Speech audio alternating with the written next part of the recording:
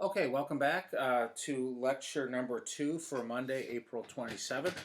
We're going to finish up political parties right now. We just talked about party as an organization. We looked through kind of the almost the life cycle of the political party. And I think one thing to kind of mention before we dive into party and the government is that to me there's a real big question about whether, because political parties are so peripheral to the daily lives of most Americans, um, will their um, lack of relevance impact our ability to conduct democracy?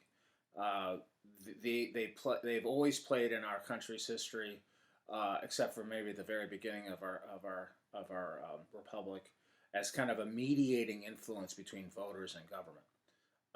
And because human beings are flawed and with original sin, there was always going to be a certain amount of corruption, and I think that there really was a need to kind of clean up political parties in the early 20th century, and the progressives did that. The problem, I think, is that their reforms, however well intended, have really decimated the relevance of political parties for most Americans. And so what we're left with is almost kind of like a skeleton of the political party apparatus.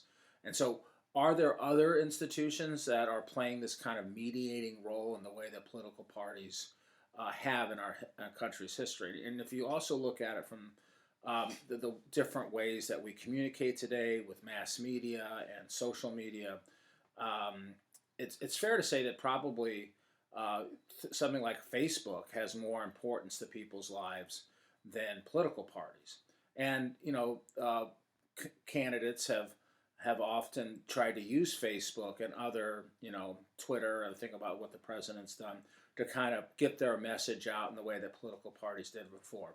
And that's okay. I mean, obviously, different eras have different ways of methods of communication, and that's obviously going to have an impact on how political parties function.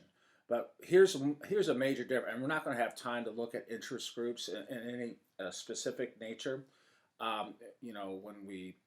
When we talk about factions, sometimes people think about political parties, but really, I think what Madison was talking about in Federalist 10 were what we call today interest groups, particularly special interest groups with a particular single issue or narrow set of issues in mind.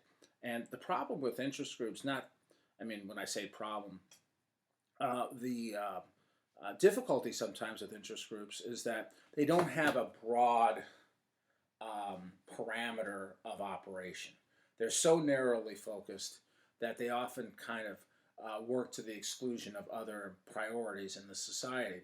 And I think it's a misnomer to think that if you just added up all the different interest groups that existed in the country, that would somehow equal the national interest at large. And so one of the differences between interest groups and parties is that political parties, just by their very nature, because of the nature, especially with a two-party system, that's really a coalition of multiple pressure groups and political preferences and political orientations, that they have to have a broader vision for. So if you're the Republican Party, even though maybe it's more conservative than it's ever been, and if the Democratic Party it's more progressive than it's ever been, they still have to bargain and negotiate with people who are, maybe big government, or they want to. Democrats want to. Some Democrats want to socialize everything, and then others who don't. Maybe they share the same desire as like a Bernie Sanders, but they don't agree with his methods, and they don't necessarily agree that even at the end of the day that there should be a complete government takeover of all aspects of the economy. And the same way with Republicans, the factions there tend to be more like economic Republicans who just care about the economy and the free market, as opposed to maybe social conservatives, social Republicans who care more about issues of life and things of that nature. So parties have to be broader tents, so to speak, broader coalitions than an interest group. And so my worry is that as political parties fade in their significance and relevance, Is Facebook a better way of being that um, broker, that middleman between the voter and the government? I kind of fear that they aren't. And where's the accountability? Who does Zuckerberg appeal to? Who does Zuckerberg, um, report to? It's certainly not the American public. It's certainly not the Republican or Democratic Party. It's his shareholders and his board. And to me, that there's some danger there. So as we kind of look at this final leg of the stool, so to speak, party and the government, here you actually see political parties actually having more influence, but it's behind the scenes of government as opposed to being that mediating influence between voter and the government. And that's also kind of a problem because if they're just kind of, inside baseball type of stuff, then they're going to become more and more removed from the day-to-day concerns of the American public. So, I'm back to my original question with political parties. Can a republic survive without them? They're problematic organizations, to a large degree, but it's like the devil you know versus the devil you don't know. I would prefer to have political parties than Facebook, not because of the way Facebook interacts, but because Facebook has a very different kind of mission than a political party does. Okay, and maybe they do want to take over the government, Facebook, but they're certainly not. That's not their mission. Certainly, when you look at their website, that's not what they say they're going to do. At least the parties are honest. They do want to take over the government, and that helps me to kind of at least know where they're coming from. And finally, the last thing I would say before we get into party and the government is that what happens when these labels don't mean anything anymore? That means that most people would have to have almost like a superhuman ability to know all these different people who are running for office. Well, they don't. And I think that actually political interest and keeping up with what's going on in our society is going down, not up. And so if these brand names don't function as cues to say, okay, well, I don't know this guy's name who's running for school board, but he's got an R next to his name, and I know what, generally speaking, what a Republican's supposed to stand for. Likewise for the Democrats. If those labels mean nothing to people, or they, even worse, that they are looked upon as kind of the problems, not the solutions.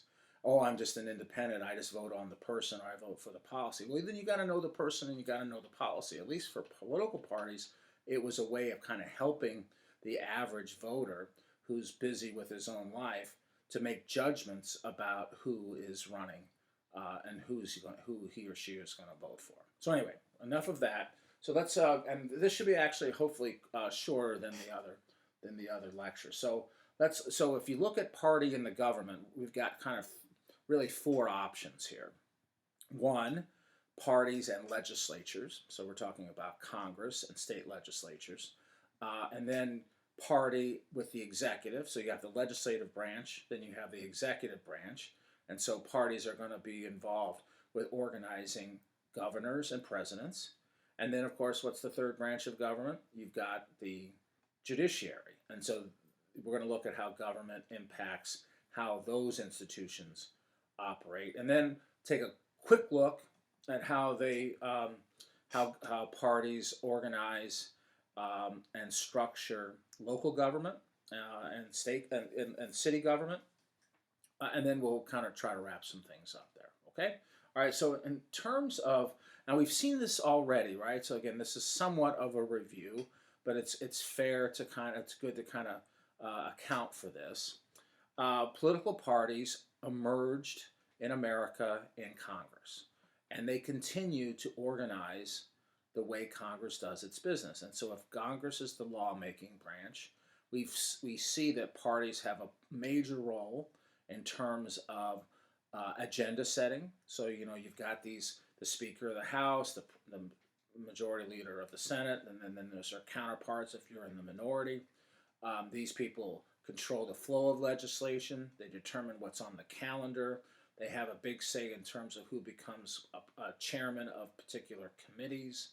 And so there's kind of a gatekeeper role that parties play in these legislative assemblies. And because of that gatekeeping function, they're also very interested in organizing the institution of legislatures to help their party maintain their majority.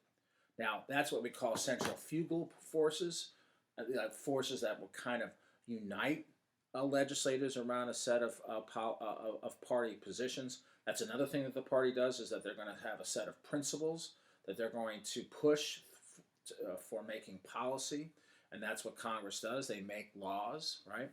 Um, but then they're also going to help, particularly if you're trying to stay in the majority. Right now, I think the Democrats have about a 30-seat majority in the House of Representatives, which means that if you switch 15 to 20 seats, then you can flip control of the institution. And so it's good to be the ones that are going to control what laws get debated on the House and the Senate floor.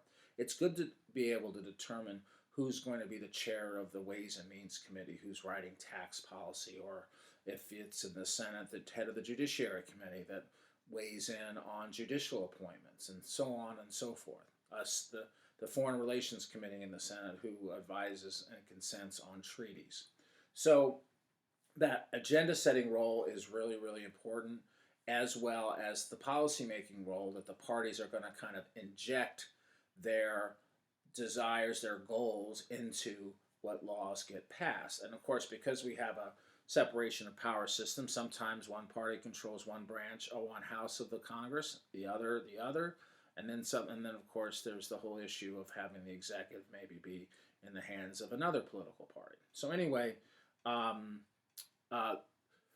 party tries to centralize decision making in its hands in the legislature. And this also happens at the state level as well. So there's state speakers, Lee Chatfield from near Petoskey. He is this Speaker of the House for the Michigan State Legislature. And so same kind of authority flows through that office as well. But then there's centripetal forces within legislatures, individual members of Congress kind of doing their own thing. Maybe I'm a conservative Democrat in a liberal Democratic caucus, and maybe I'm pro-life, but I'm also pro-labor. Well, maybe I try to kind of walk my own way through that, but maybe it's harder to do that because of the political parties exerting influence or not. And so it's hard, especially in our system, because we don't have a parliamentary model, for the political parties to actually exert power over their membership in a legislative branch. So that's always something that's more real than imagined, more imagined than real sometimes. Now, in terms of parties and the executive branch, this is pretty straightforward. Obviously, people who are running for governor and president have a party affiliation. The parties help them raise money and get their message out. But once they get inside the office, then party is going to continue to exert an influence on who they appoint to their cabinet, to their executive office. And again, this happens both at the state level with governors and with the presidency. Party affiliation, party membership is also going to influence policy development because people are policy. So if you appoint certain people, maybe you want them to share your goals and principles. Now, we also notice that with the presidency, it's hard for presidents because of so many non-appointed positions in government, so the so-called deep state, sometimes for presidents and governors even, to kind of change the direction of the executive branch because of so much power in these bureaucracies and these independent regulatory agencies. So I don't want to talk about that, but there is the idea is that if the people elect the president and the people, a majority have picked a particular president with a particular party affiliation, then if that party stands for certain principles and policies, you want those carried out by your government, which means you appoint people at the top of these different departments and agencies that will share your preferences. But even though, just like it was hard for like a House whip to whip up support from a party position, it's even harder for executives, for governors and presidents to kind of exert influence over their appointees, especially people who are below the top levels of their agencies. Another thing that I'll tell you, and this happens both at the give me a second, my dog wants out. Here you go. Another I think role that I think parties have increasingly played for presidents and governors are press secretaries, and so that ends up being a very partisan position because they're meeting the media and trying to push out the message of the particular executive. And so, because of the hostile nature between the media and certain political parties, that press secretary, that communication role, has become highly, highly partisan because the media has also become highly, highly partisan. Now, that's a back to the future type of thing, too, where the political parties were the ones that were running newspapers with their own spin on the issues. Now, you've got cable news, and you've got Fox News on the right and MSNBC on the left, and pick your poison when it comes to that. But anyway, that press secretary role of kind of speaking for the governor and the president has become a much more partisan and political role. All right, let's look at the courts real quick. So we talked with the Supreme Court that because it's an appointed position, and after it, and they serve for good behavior, so it's a lifetime appointment.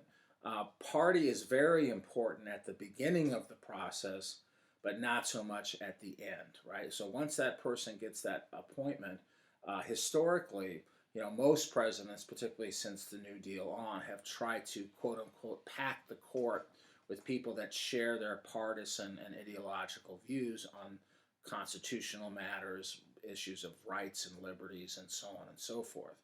But it's actually been harder than presidents have appreciated of actually getting the people who they appoint to go along with them. So I'll give you an example. John Roberts, the current Chief Justice of the Supreme Court, was considered to be, quote unquote, a strict constructionist originalist. Well, he has proven to be less like that. Now, he's certainly more like that than, let's say,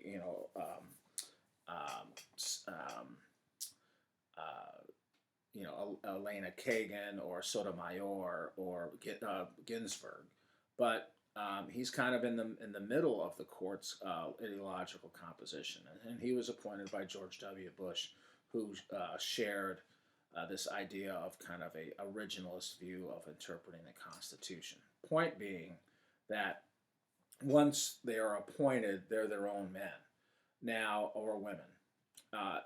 Party, I would say, has less to do with how courts are organized. That's more about judicial philosophy and to some extent ideology. Less to do with maybe being a Republican or a Democrat. It's more about being an originalist or a living constitutionalist or something along those lines. Now, at the state level, you have state Supreme Courts that actually, like in Pennsylvania, they run. That's an elective office. So party actually has a big role to play in terms of actually helping Supreme Court justices get on the court. And then the way we do it, there's a retention election. And I think Michigan's the same way, where after 10 years or 5 years, I can't remember exactly, then they would face the voters not against somebody else, but whether they would be retained for the slot. And if you weren't retained, then another election would occur between other candidates. Sometimes they are elective, but they're not partisan. So this is another progressive era reform. So you would run as a nonpartisan judge. But here's the dirty little secret: most people who work run for nonpartisan judicial. I think Ohio has that. They're partisan. The people who are doing this are Republicans and Democrats, but they don't have an affiliation next to them, and the parties aren't supposed to help them run their campaigns and things of that nature. Now in New Jersey, across the Delaware River, that's the state Supreme Court is an appointed position. So it really depends upon the state and the state rules. So New Jersey follows kind of the federal model where an executive appoints and then the state Senate exercises advice and consent, and then those judges are actual lifetime appointments in New Jersey. Other states that use an appointed model, actually, there's like a lot of states have retirement ages. You know, after 70, you have to step down, or if you're on for 10 years, you have to step down. So the states have a much more kind of varied way of doing things. If you're in Pennsylvania, party really organizes that chamber explicitly because you're running as a party label for that state Supreme Court job. Okay, and then finally, I'll tell you a little bit about parties and local office. So, just like a political party is going to organize a state legislature or the United States Congress, you're also going to have political parties play a big role on like city councils, county commissions. In Pennsylvania, it's a three-person county commission, and even though it's a multi-member district, and it actually mandates that at least one person will have representation for each political party. The point is that party label organizes, who has the majority or the minority on the county commission. Same way with the city council. Who has the majority is going to really it's going to determine what kind of laws get passed, what kind of ordinances get proposed that would get signed by the mayor if it's a big city. Again, a county, oftentimes the county does not have an executive. The commission is both legislative and executive.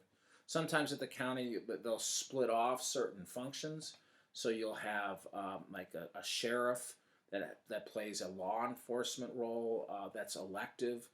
Some states, they appoint their sheriff, so it really depends upon the state and local traditions and rules that apply there. At the township or town level, sometimes you have a board of supervisors or a town council, and then they will appoint what's sometimes called a city manager, a town manager, or a township manager who's a nonpartisan person that's just going to carry out the will of the partisan board of supervisors. That's where I live in Tredyffrin Township. That's the model that they use. So the idea would be there's a political partisan process in terms of who gets elected and who controls the board of supervisors. But once they pass an ordinance, then it gets carried out not by a partisan person, but by kind of a professional manager who has experience in carrying out local ordinances and things of that nature. So you can see at the local level, there's kind of a tradition, especially since the early 20th century, of making local government less partisan, and that was a direct shot at local machines. And finally, school boards. School boards depends on the state, depends on the locality. Some systems, they are partisan. In Pennsylvania, they are. In other states, they're not. They're not allowed to have a party label.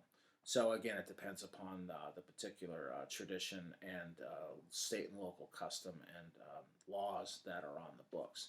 So the bottom line is that once somebody gets elected, and because most people have a partisan affiliation, that they're going to use the party apparatus within their chambers and within their government institutions to determine how those organizations get run.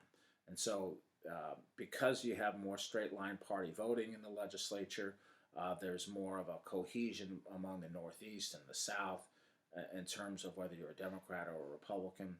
And so even though party identification among the electorate is going down and relevance to their daily lives are going down, the role that the parties play inside legislatures are actually much, much higher than they've ever been because of straight line party voting and more party cohesion, where the parties are less ideologically heterogeneous, that they're more homogeneous and more toward the far right and the far left of the political spectrum. And sometimes that ends up creating some problems because when you ask the electorate how partisan they are, they're less partisan. You ask somebody in the government how partisan they are, and they're more partisan. So that's an interesting dynamic as well. So that's all I have. So that ends political parties. You'll have a couple of Google Forms assignments for these 2 lectures on Monday. No class Tuesday. And what we're going to do, and I'll put this out at forum, on Wednesday we're going to have a live class where we'll actually go over political parties, and then no class on Thursday. But I'll make that clear to you. Okay? Thanks so much.